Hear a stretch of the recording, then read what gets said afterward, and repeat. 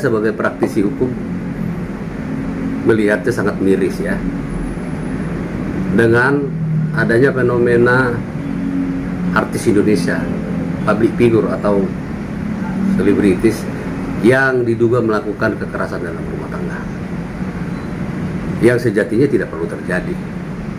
Fenomena apa yang terjadi, kenapa bisa seperti itu? Banyak hal. Bisa saja pemahaman terhadap norma-norma yang berlaku itu tidak dilaksanakan sebagaimana mestinya, atau bisa saja oleh faktor keadaan, atau bisa saja oleh karena situasional ya. Jadi banyak hal kenapa terjadi kekerasan dalam rumah tangga, atau ada unsur memang sudah dari sononya manusia tidak bertanggung jawab, macam-macam. Atau juga peran serta masyarakat juga tidak kedepankan, norma agama tidak dijalankan, norma hukum tidak dijalankan, kurangnya penghormatan terhadap hak asasi perempuan ataupun yang di bawah perlindungan dia sendiri.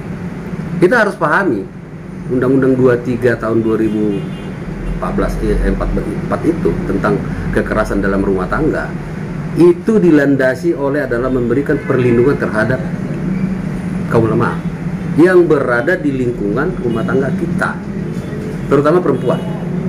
Karena kalau kita sudah siap berumah tangga, membina keluarga, hubungan yang baik, tentu kita harus mempertanggungjawabkan itu, menjaga sebagaimana kita janji di pemuka agama. Jadi fenomena yang terjadi sekarang ini fenomena gunung es. Saya menghimbau juga kepada masyarakat yang terutama yang peduli dengan ini, pahamilah esensi daripada rumusan pernikahan yang bermartabat itu seperti apa. Jadi jangan cuman karena cinta sesaat ada kepentingan lantas ya mengorbankan nanti rumah tangga yang begitu dibangun jangka panjang, karena akan berpengaruh kepada masa depan anak-anak. Ingat, anak-anak itu juga harus dipikirkan psikologinya, jangan sampai berpengaruh akibat orang tua yang berperilaku sedemikian, apalagi tanda kutip sampai putus perkawinan karena hukum, jangan sampai terjadi perceraian. Jadi fenomena itu saya kira harus menjadi perhatian. Banyak hal yang mempengaruhi itu ya, terutama faktor ekonomi ya. Terus sebelum menikah, saran saya, lihatlah bibit bebet bobotnya, siapa sih calon pasangan kita, apakah dia pelaku kriminal atau tidak, apakah dia orang yang baik atau tidak, apakah dia bisa menjadi imam kepada keluarga kita atau tidak, orangnya bertanggung jawab apa tidak, secara ekonomi bagaimana. Ekonomi itu relatif, mau gaji kecil pun kalau kita damai sejahtera, saya kira saling memberi, saling mengampuni, tidak akan terjadi kekerasan dalam rumah tangga. Itu faktor emosional, capek barangkali. Jadi banyak yang melatar belakangnya ya. Jadi kenapa artis itu begitu menyolok? Ya karena dia public figure. Sebenarnya di masyarakat luas pun banyak perilaku-perilaku seperti ini, hanya tidak terekspos. Karena dia public figure, dia yang tersorot. Apalagi sekarang ini dunia digital, apa-apa viral, apa-apa orang bisa tahu, audio visualnya ada itu. Jadi saran saya, ya artis juga harus perlu belajar tentang ya norma-norma aturan yang berlaku, adat istiadat juga perlu. Jangan silau dengan keadaan, jangan silau karena harta, karena kita nggak makan harta. Kasih sayang nomor satu. Itu.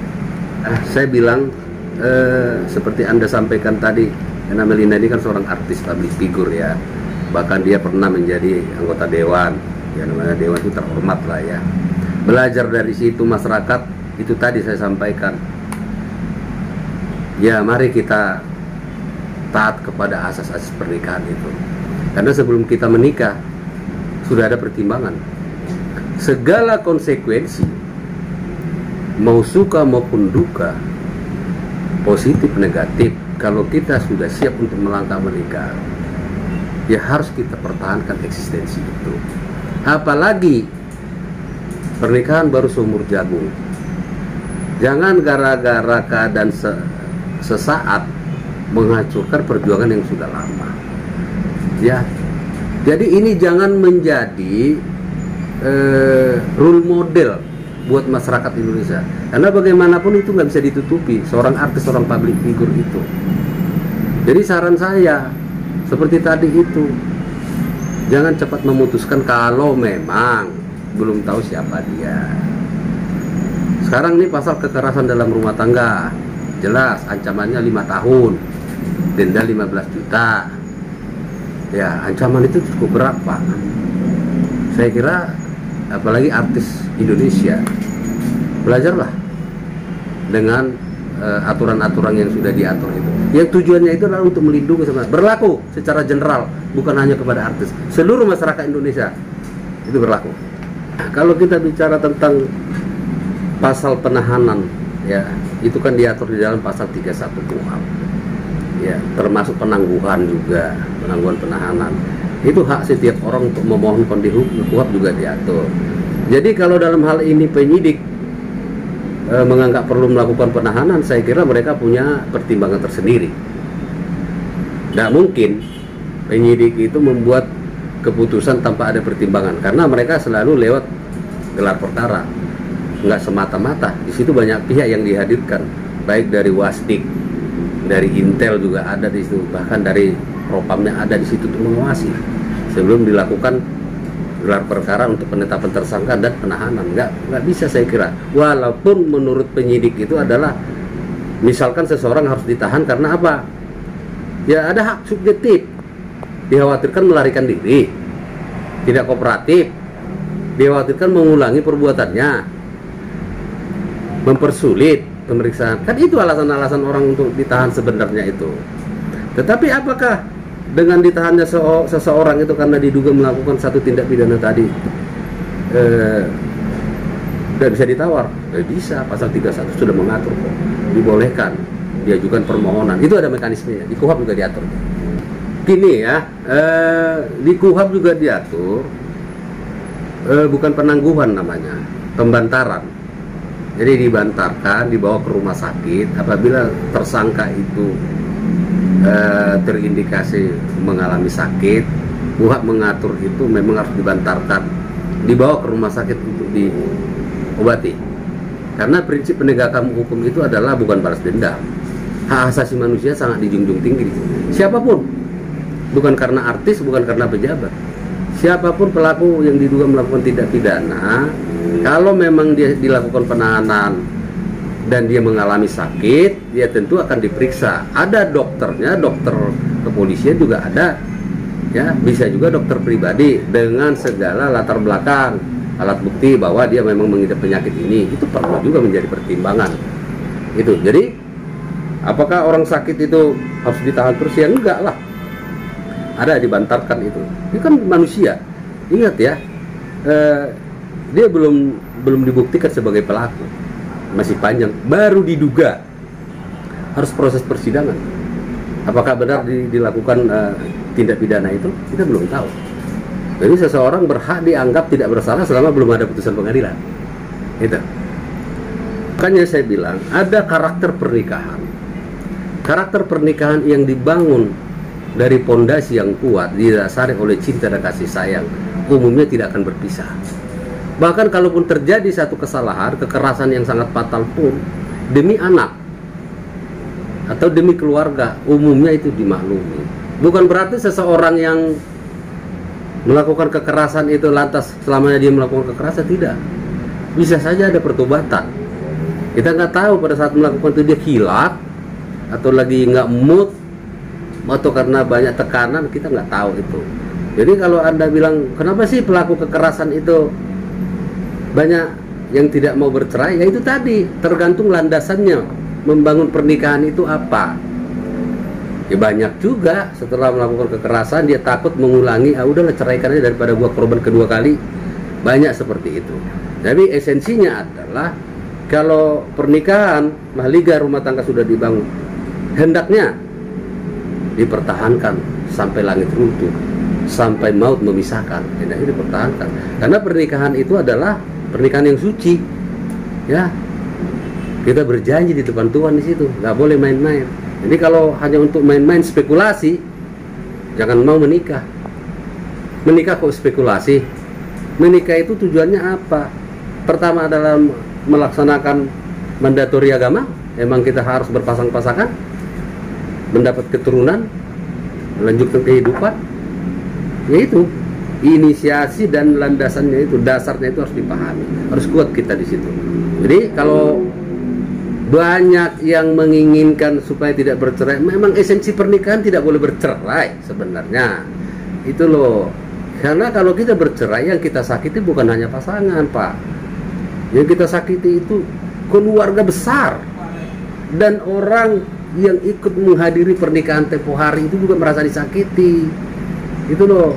Jadi makanya kalau mau menikah ya serius, jangan spekulasi. Menikah kok spekulasi? Jangan begitu deh. Sepengetahuan saya, pengalaman saya menangani perkara KDRT, kebanyakan mereka itu menyadari tidak ingin bercerai, kebanyakan. Apalagi kalau sudah punya keturunan.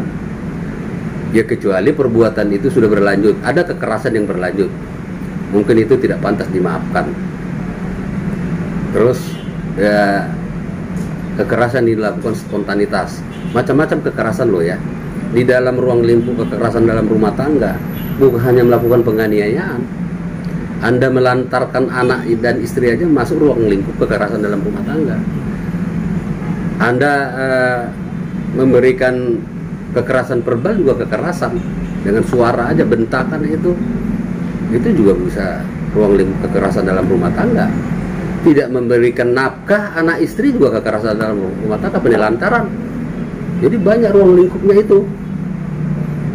Itulah latar belakangnya pemerintah hadir kemarin membuat undang-undang perlindungan terhadap rumah tangga, ya, kekerasan, undang-undang KDRT. Itu kan diatur itu. Ada 2 pasal di situ, pasal 4 dan pasal 5 itu. Esensinya di situ. Maka saya bilang tadi, kalau memang rasa bersalah itu betul-betul didasari dari hati nurani yang paling dalam, pantas dong menjadi pertimbangan. Tidak ada manusia yang luput dari kesalahan. Apalagi katanya pernak-pernik perkawinan itu banyak. Kata orang kalau nggak bertengkar katanya nggak seru. Ya itu kan itu yang disebutkan masyarakat. Karena sebenarnya kalau bisa tidak bertengkar. Ya kalau kita bertengkar atau sampai pukul-pukulan atau bahkan ya maaf aja, ada yang sampai melakukan kejahatan lebih sadis. Buat apa? Itu loh. Jangan lakukan itu. Saya manusia yang paling tidak suka melakukan kekerasan, terlebih terhadap keluarga kita sendiri. Karena kita adalah orang yang punya hak eksklusif untuk melindungi sebenarnya di situ.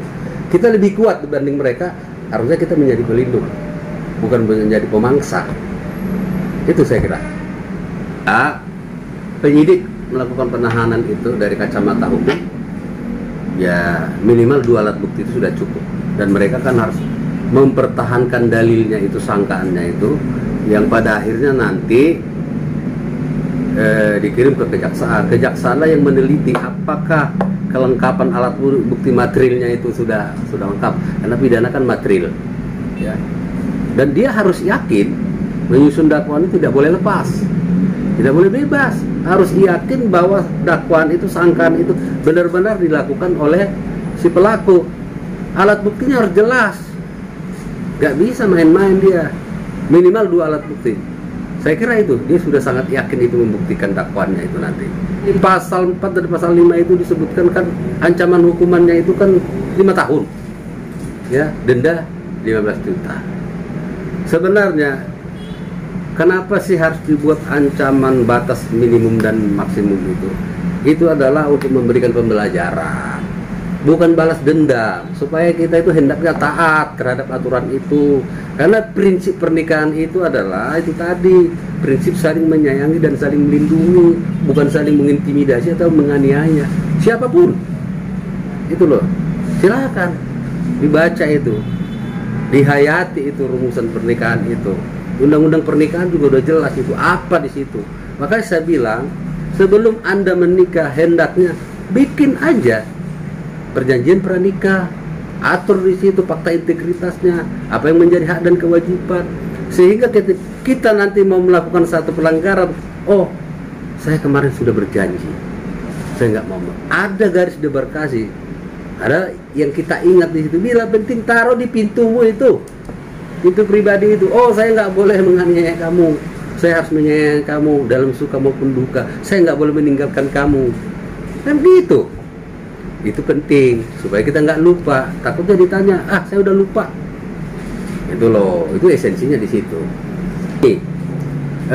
Melihat fenomena yang udah terjadi, ada contoh kasus ya, artis juga belum lama juga itu dilaporkan juga di Jakarta dalam perkara KDRT. Tetapi kemudian saya lihat bahwa ada restorasi di situ, karena pertama adalah istrinya itu, pelapornya itu memaafkan, ya.